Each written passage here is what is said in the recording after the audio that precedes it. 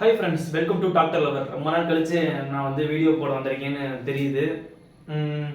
நீங்கள் என்ன சொல்ல வரேன்னா, நீட் எக்ஸாமோட ரிசல்ட் வந்துருச்சு. ரீநீட் வச்சாங்க, அப்புறம் ரிசல்ட் வந்துச்சு. ஓகே, இதில் நான் முக்கியமாக நோட் பண்ண 10 பாயிண்ட்ஸ் நான் ஷேர் பண்ணலான்னு இருக்கிறேன். ஓவராக பேசாமல் போடலாம். அதுவும் இல்லாமல் நான் ஃபஸ்ட் இயர் எம்பிபிஎஸ் ஸ்டூடெண்ட்டாக இருக்கும்போது நான் என்ன ஃபீல் பண்ணுறேன்றதையும் நான் சொல்கிறேன். போன டைமுக்கும் இந்த டைமுக்கும் கொஞ்சம் சேஞ்ச் இருக்குது, ரொம்பவே சேஞ்ச் இருக்குது. சரி, என்னென்ன விஷயன்றதை பார்க்கலாம். ஃபர்ஸ்ட் விஷயம் என்னன்னா, நீட் குவாலிஃபிகேஷன் மார்க் தான். அதாச்சும் பாஸ் மார்க்னு சொல்லுவாங்கல்ல. பாஸ் மார்க் எப்படி ஆயிருக்குன்னா, போன டைம் ஆச்சும் அந்த 100க்கு மேலே அந்த மாதிரி தான் இருந்துச்சு. முன்னாடி அப்படி இருந்துச்சு நான் ஃபர்ஸ்ட் டைம் எழுதும்போது. இப்போ டோட்டலாக சேஞ்ச் ஆகி 200க்கு மேலே எடுத்தால் தான் பாஸ் மார்க். 217 அந்த மேலே ரேஞ்சில் எடுத்தால் தான் பாஸ்ன்ற மாதிரி சொல்கிறாங்க. செகண்ட் பாயிண்ட் என்னன்னா, why did the pass mark increases. எதுக்கு இன்க்ரீஸ் ஆனிச்சுன்னு பார்த்தீங்கன்னா, இந்த டைம் வந்து கொஞ்சம் எக்ஸாம் ஈஸியாக இருந்தனால, அதுவும் இல்லாமல் நிறைய பேர் வந்து 300 அந்த ரேஞ்சில் நிறைய பேர் எடுத்தனால பாஸ் மார்க் வந்து இன்க்ரீஸ் ஆயிருக்கு. ஸோ காம்படிஷன் வந்து இன்க்ரீஸ் ஆனதுனால கட் ஆஃபும் இன்க்ரீஸ் ஆகும். தேர்ட் பாயிண்ட் என்னன்னா, total MBBS seats in India எவ்வளோ இருக்குன்னு பார்ப்போம். நியர்லி 1,36,939 கிட்ட இருக்குது. இவ்வளோ இருக்குது என்எம்சிக்கு அப்ரூவ் பண்ணி. ஃபோர்த் பாயிண்ட் என்ன சொல்றேன்னா, government seats versus private seats எவ்வளோ இருக்குன்னு பார்க்கலாமா. கவர்மெண்ட் சீட்ஸ் எவ்வளோ இருக்குன்னா 36. கவர்மெண்ட் காலேஜஸ்ல எவ்வளோ சீட்ஸ் இருக்குன்னா 59,000 கிட்ட இருக்குது அப்ராக்சிமேட்லி. இதே பிரைவேட் டீம்டு காலேஜஸ்ல வந்து 78,000 சீட்ஸ் வந்து இருக்குது. இப்போ வந்து கொஞ்சம் ஸ்லைட்லி டிஃபரன்ஸ் இருக்கலாம். ஏன்னா சில பிரைவேட் காலேஜஸ் வந்து டீம்டு காலேஜஸாக மாறுனுச்சு. அதுவே பெரிய சாக்கு. அதோட சாக்கு என்னன்னா, நீட் ரிசல்ட் வந்துச்சுல, அதில் எவ்வளோ பேர் வந்து குவாலிஃபைங் மார்க்கே ரொம்ப ஒரு மாதிரி இருந்துச்சு. ஓகே, எக்ஸாம் ஈஸியாக இருந்தனால அப்படியா இருக்கலாம் அப்படின்னு தோணுது. எனக்கு கொஞ்சம் வருத்தம் தான். ஃபிஃப்த் பாயிண்ட் வந்து தமிழ்நாடு சீட்ஸ் பற்றி நம்ம பார்க்கலாம். டோட்டல் எம்பிபிஎஸ் சீட்ஸ் வந்து தமிழ்நாட்டில் எவ்வளோ இருக்குன்னு பார்த்தீங்கன்னா, நியர்லி 12,000 கிட்ட இருக்குது. இதில் கவர்மெண்ட் காலேஜஸ் பிரைவேட் காலேஜ் எவ்வளோ இருக்குன்னு பார்த்தீங்கன்னா, கவர்மெண்ட் காலேஜஸ்ல வந்துட்டு 5,400 சீட்ஸ் வந்து இருக்குது.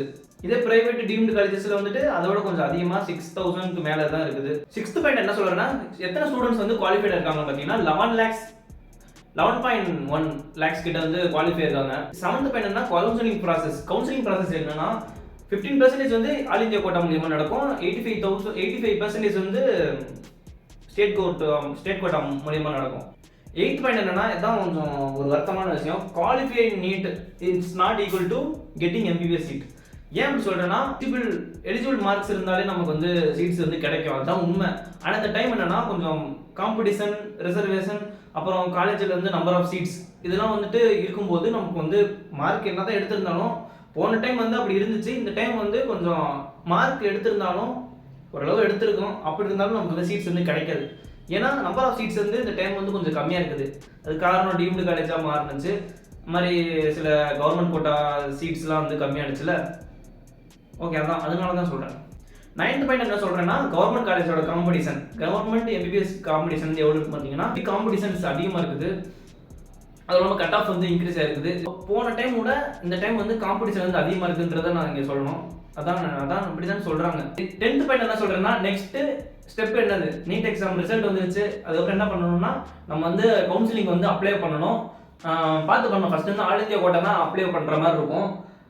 அது பண்ணுற விருப்பம் இருந்தால் நீங்கள் பண்ணலாம். இல்லைனா ஸ்டேட் கோட்டா விடுவாங்கள்ல, அப்போது டீம் செலெக்ஷன் மூலயமா நீங்கள் போய் அப்ளை பண்ணலாம்.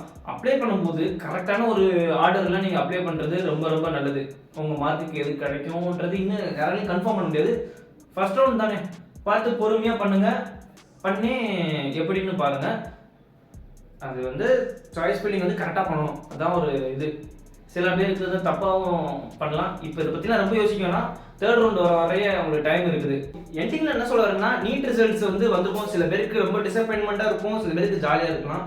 சரி, டிசப்பாயின்மெண்ட்டாக இருக்குதுன்னா இது உங்களோட ரிசல்ட் வந்து கிடையாது. உங்களுக்கு நிறையா ஆப்ஷன்ஸ் இருக்குது. நீங்கள் நினைக்கிற மாதிரி எதுவும் இல்லை. பேரண்ட்ஸ் என்ன சொல்கிறாருன்னா, கொஞ்சம் பத்திரமா பார்த்துக்கணும். ரொம்ப வந்து அவனை போட்டு இது பண்ணாதீங்க, புஷ் பண்ணாதீங்க. மாதிரி மார்க் ஏதோ சொதப்பிட்டேன் அப்படின்னு சொல்லிட்டு பண்ணாதீங்க. அவனே எதுனா டென்ஷனில் இருப்பான். சொன்னால் நீங்கள் வந்து கொஞ்சம் பார்த்து பண்ணுங்கள். கவர்மெண்ட் சீட்ஸ் கிடைச்சா சூப்பரு. ப்ரைவேட் காலேஜ் கிடைச்சாலும் ஓகே, இல்லை அப்ராடில் போனாலும் பரவாயில்ல. ஆனால் ட்ராப் எடுக்கிறதுனாலும் பரவாயில்ல. ஆனால் இந்த சுச்சுவேஷனில் எதுவும் தப்பான முடிவு எதுவும் எடுத்துடாதீங்க. உங்களுக்கு நிறைய ஆப்ஷன்ஸ் இருக்குது. ஒரு மார்க்கு, ஒரு ரிசல்ட்டு, ஒரு ஃபெயிலியர், இது மட்டும் உங்களோட லைஃப் வந்து ஒரு ஃபுல் ஸ்டாப்பாக ஆயிடாது. இன்னும் நீங்கள் பார்க்க வேண்டியது நிறையா இருக்குது. So believe in your self. நீங்கள் எதுவுமே தப்பான ஒரு முடிவில் போகல. நீங்கள் தான் உங்களோட லைஃப்பை டிசைட் பண்ண போகிறீங்க. அப்புறம் என்ன இது தாடிலாம் வச்சுக்கிட்டு பின்னாடி ஹேர் ஸ்டைல்லாம் ஒரு மாதிரி வித்தியாசமாக இருக்குன்னு பார்க்குறீங்களா? ஒன்றுமே இல்லை, அது நான் காலேஜ் வந்து எங்களை கொஞ்சம் லீவ் விட்ருக்காங்க.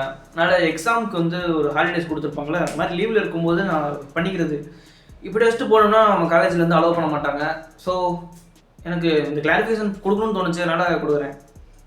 மற்றபடி இந்த மாதிரிலாம் வச்சிருக்க முடியாது. நீங்கள் வேணால் வந்து பாருங்கள் என்ன அடி அடிக்கிறாங்க மட்டும். இந்த இங்கே எப்படி எந்த அளவுக்கு இருக்குதோ அந்த அளவுக்கு தான் இங்கே இருக்கணுன்ற மாதிரி எங்கள் காலேஜ்லேருந்து சொல்லுவாங்க. வந்து பாருங்கள் இல்லை, அதையும் சொல்லணும்ல. வந்து அவ்வளோ சீக்கிரமாக முடியல, இன்னும் நீங்கள் பார்க்க வேண்டியது நிறையா இருக்குது. அதனால் வந்து don't stop chasing your dream. அவ்வளோதான் சொல்கிறது. தேங்க்ஸ் ஃபார் வாட்சிங். அப்புறம் வீடியோ ஏதாச்சும் ஹெல்ப்ஃபுல்லாக இருந்துச்சுன்னா நீங்கள் லைக் பண்ணுங்கள், சேனல் வந்து சப்ஸ்கிரைப் பண்ணுங்கள். அவ்வளோதான், வேறு ஒன்றும் இல்லை சொல்கிறதுக்கு.